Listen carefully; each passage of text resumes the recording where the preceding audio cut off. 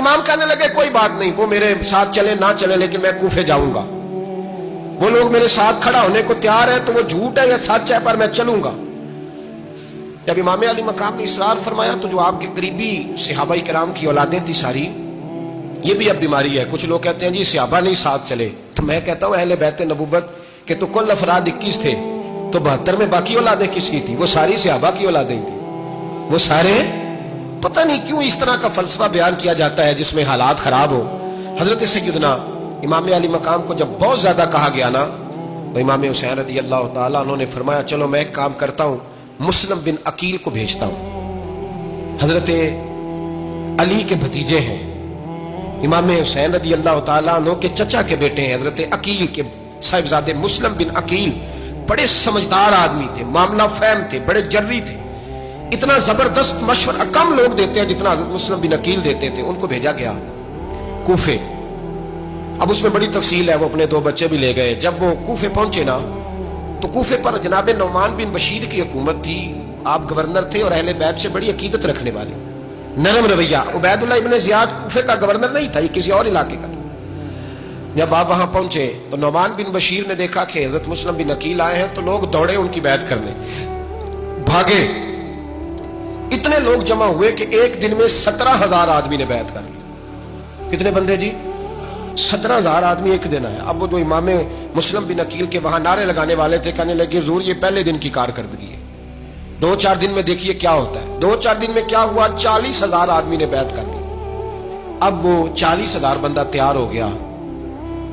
ادھر سے جو یزید کے وفادار تھے انہوں نے خط لکھا یزید کو کہ تو نے بڑا نرم آدمی گورنر بنایا ہے اور 40,000 بندہ چلا گیا حسین کی طرف، اگر ایک دن مسلم بن عقیل اور رہے تو جو تمہارا گورنر بیٹھے ہیں نا جناب نعمان بن بشیر، ان کو گورنر ہاؤس سے نکال کے مسلم بن عقیل قبضہ کر لیں گے، تو چپ کر کے بیٹھا ہے۔ یزید بڑا تیز تھا، اس نے ایک آدمی گھوڑے پہ دوڑایا۔ عبید اللہ ابن زیاد ایک اور علاقے کا گورنر تھا پر بڑا ظالم سا بدماش تھا، بڑا سخت گیر آدمی تھا۔ اس کو کہا کہ تو پہلے ایک صوبے کا گورنر ہے، جا تجھے دوسرا صوبہ بھی دیا۔ اس طرح کار فوری طور پہ کوفے پہنچ اور جا کے مسلم بن عقیل کو گرفتار کر، جو آدمی ان کا ساتھ پھر بھی دے اسے قتل کر دے۔ اس نے کیا کیا؟ وہ آدھی رات کو آیا، منہ چھپایا، جبہ پہنا، لوگ سمجھے امام حسین آ گئے۔ بہت سارے لوگوں نے اس کے نعرے بھی لگائے۔ وہ چپکے سے داخل ہوا اندر، اور چپکے سے داخل ہو کے اس نے سب سے پہلا کام یہ کیا کہ نعمان بن بشیر رضی اللہ عنہ کو معزول کیا، کوفے کے گورنر ہاؤس پہ قبضہ کیا۔ پھر اس نے اسی وقت سوئے ہوئے سرکردہ لوگ، جس طرح ایک گاؤں کا چودھری دوسرے کا محلے میں قبیلوں کے جو لوگ تھے چودھریوں کو بلایا، کچھ کو سزائیں دی، کچھ کو سخت کہا، کچھ کو ان کے عیب گنوائے کہ وہ تمہارا فلانا مسئلہ پھر خراب کر دوں گا، بلیک میل کیا۔ صبح ہونے تک حالات اگر تم نے میرے قابو میں نہ کیے تو یاد رکھنا بڑا مشکل ہوتا ہے حق پہ کھڑا ہونا، بڑی چیزیں لوگوں کو یاد آتی ہیں، اللہ جانتا ہے۔ پہلے کچھ ہوتا ہے، بعد میں معاملہ کچھ ہوتا ہے۔ حضرت مسلم بن عقیل کے ساتھ جس دن عبید اللہ ابن زیاد آیا 40,000 کا لشکر تھا۔ اگلے دن صبح ہوئی، اگلے دن تو یہ حال ہو گیا کہ آپ جب کوفے کی جامع مسجد میں زور کی نماز کے لیے گئے تو 5-7 ہزار آدمی نماز پڑھنے آیا، اور جب مغرب کا وقت آیا تو لوگوں نے چند ہزار لوگ رہ گئے، نماز کی نیت باندھی۔ توجہ کرنا میری بات پہ، ایک مسئلہ بھی سمجھ میں آئے گا۔ لوگوں نے نماز کی نیت باندھی تو حضرت مسلم بن عقیل امامت کر رہے ہیں، ہاتھ باندھے ہوئے ہیں، تو بہت سارے لوگوں نے پیچھے ہاتھ چھوڑ دیے۔ ایک بندے نے دوسرے سے پوچھا وہ ہاتھ کیوں نہیں باندھتے؟ کہنے لگے اگر عبید اللہ ابن زیاد کے کسی بندے نے دیکھ لیا نا تو ہم اسے کہیں گے ہم تو نماز پڑھ ہی نہیں رہے تھے، ویسے ہی کھڑے تھے، ہاتھ ہی نہیں باندھے سرے سے۔ جب نماز کی امامت باندھی تو 10-11 صفیں تھیں۔ جب مسلم بن عقیل رضی اللہ تعالیٰ عنہ نے سلام پھیرا تو پیچھے بندہ ہی کوئی نہیں تھا۔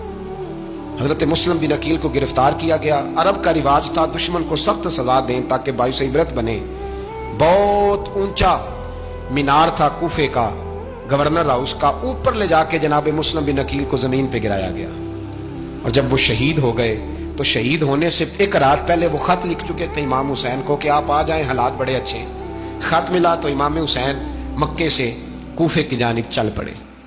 امام علی مقام رضی اللہ تعالیٰ عنہ جب چل پڑے، تشریف لا رہے تھے تو رستے میں فرزق شاعر ملا، بڑا محب اہل بیت تھا۔ رستے میں ملاقات ہوئی، اللہ اکبر۔ حضرت مسلم بن عقیل جب گرایا شہید ہو گئے تو پھر اس نے اس طرح کیا کہ آپ کی لاش کو لٹکا دیا چوک میں، लोग देखते थे तो औरतें बच्चों कहती थी तूने बाहर नहीं निकलना, हमने नहीं इमाम हुसैन के साथ चलना, बस बस बड़ा खौफ है, कोई बंदा ना बाहर निकले, कोई नहीं जरूरत हमें, हालात बेहतर होगी तो देखी जाए। आज कितने लोग हैं, कितनी देगे पकी, कितनी न्याजें बटी, क्या कुछ हुआ। आप नाराज ना होना, मैं आप में से हूं, आप मुझसे हैं, ये बात आपकी नहीं मेरी सबकी है। आज भी अगर इमाम हुसैन के नाम पे जान देने की बारी आएगी तो देगे ही रह जाएंगी। नाराज तो नहीं हो गए आप लोग? फटाफट माएं कहेंगी बाहर नहीं जाना, बिल्कुल पुत्र सानू की लगे, सारा दिन कोई हमारे लिए। पीर साहब तो बस करते रहते हैं बातें, उनका तो काम है, खबरदार हमने नहीं जाना। देगे देने को सारे तैयार हैं, जाने देने को तैयार होना। नाराज हो गए आप लोग? चलो कोई नहीं, हो जाओ, खैर सलाह है, बात तो ठीक कर रहा हूं ना।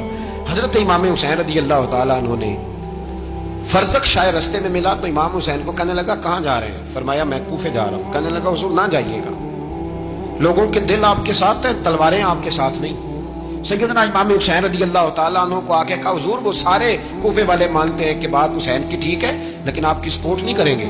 और अगली बात फरजक ने यह की कि हुजूर मैं हजरत मुस्लिम बिन अकील की लाश को लटकी हुई देख के आया हूं कूफे के चौक में। बड़ा ही खूबसूरत फिक्रा है इमाम हुसैन का।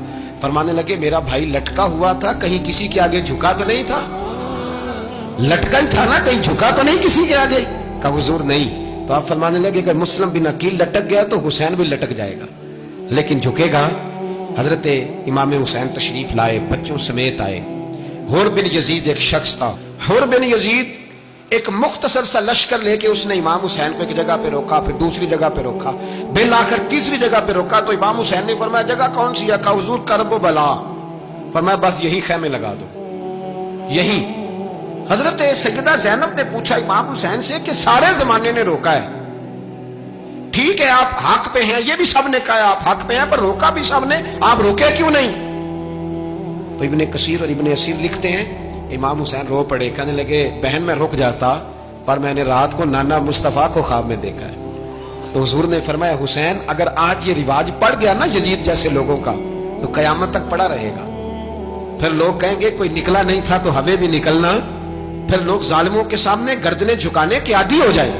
मैं कहता रहता हूं, कह रहा हूं, करबला की जंग कुफर इस्लाम की जंग नहीं, कुफर इस्लाम की जंग नहीं करबला की, क्योंकि यजीद तो बड़ा पक्का नमाजी था, खुतबा देता था वो तो। जब इमाम हुसैन रज़ी अल्लाह तआला अन्हु ने करबला के मैदान में जुमे का दिन था तो यजीद के सामने को बात करनी शुरू की, अमर बिन साद के सामने। तो अमर बिन साद कहने लगा हुसैन ज्यादा बातें ना कर, हमारा जुमा लेट हो रहा है, जंग के लिए तैयार हो, फटाफट आ। अहले बैत नबुव्वत को कत्ल करेंगे और कत्ल के बाद फिर नमाज पढ़ेंगे और फिर कहेंगे अल्लाहुम्मा सल्ली अला मुहम्मदिन व अला आले मुहम्मद, उसी नमाज में फिर दरूद भी पढ़ेंगे।